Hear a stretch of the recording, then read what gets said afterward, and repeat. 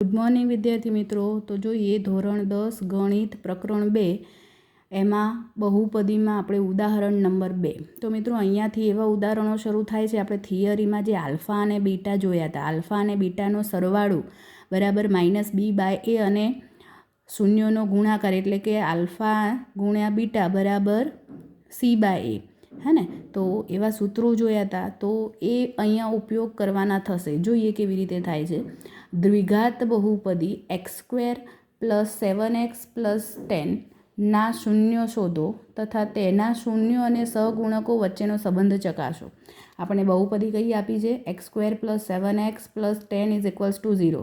આપણે અવયવો જે રીતે પાડતા હતા એ રીતે આનું સાદુરૂપ આપવાનું છે. અહીંયા 10 છે તો 10ના ભાગ કેવી રીતે પડે? 5 દુ 10, હે ને. સરવાળાથી 7 લાવવાના છે તો 5 ને 2 7 થઈ જાય તો x² અહીંયા આવશે. x² + 5x + 2x + 10 = 0. આના ભાગ પાડીએ તો x કોમન નીકળે, x + 5 અંદર વધે, પ્લસ અહીંયાથી 2 કોમન કાઢીએ તો x + 5 અંદર રહે.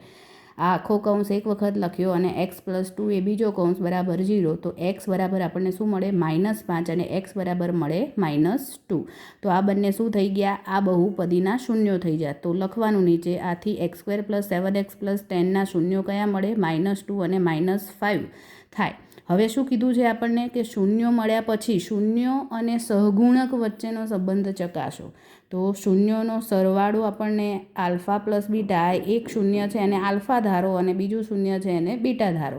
તો આલ્ફા અને બીટાનો સરવાળો કેટલો થાય? તો -2 + -5 પ્લસ માઇનસ થઈ જશે. -2 - 5 એટલે થશે -7.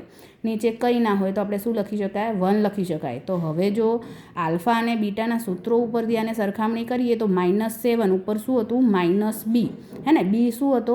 xનો સહગુણક. તો કૌંસમાં x નો સહગુણક ભાગ્યા 1 એટલે 1 શું હતું? x² નો સહગુણક, બરાબર. -b/a. આ રીતે આની સરખામણી થાય, બરાબર. એ જ રીતે એના ગુણાકારની સરખામણી જોઈએ. કે આલ્ફા × બીટા, બે સંખ્યાઓનો ગુણાકાર કરીએ. -2 ગુણ્યા -5, માઇનસ પ્લસ થઈ જશે. 5 દુ 10 ભાગ્યા નીચે કંઈ ના હોય તો આપણે 1 ગણી શકીએ. 10 ઉપર પદ શું હતું? અચળ પદ હતું. નીચેનું શું હતું? x² નો સહગુણક c/a. તો આ રીતે એની સરખામણી થાય.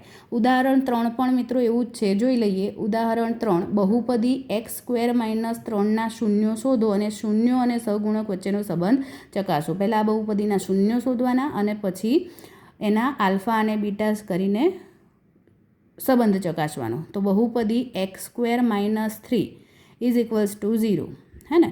તો અહીંયા =0 લખવું પડે, બરાબર. તો x² - √3² કરીએ ત્યારે આપણને 3 મળે, બરાબર. તો આને √3² લખી શકાય. હવે બંનેનો વર્ગ હોય તો એક વખત માઇનસ અને એક વખત પ્લસ આપણે લખીએ છીએ.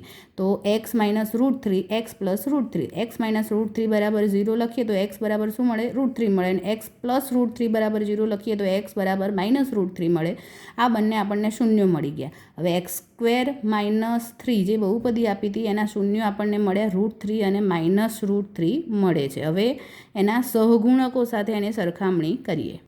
જોઈએ શૂન્યોનો સરવાળો. તો √3 પ્લસ એક વખત માઇનસ હતું એટલે -√3 પ્લસ માઇનસ થઈ જાય એટલે √3 - √3 શું થઈ જાય? 0, બરાબર.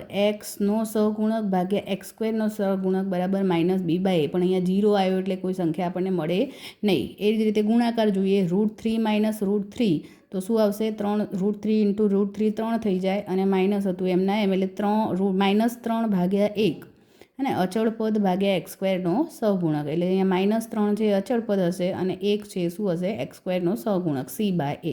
તો આ રીતે સરખામણી થાય. હવે નેક્સ્ટ લેક્ચરમાં આપણે ચોથું અને પાંચમું ઉદાહરણ જોઈશું.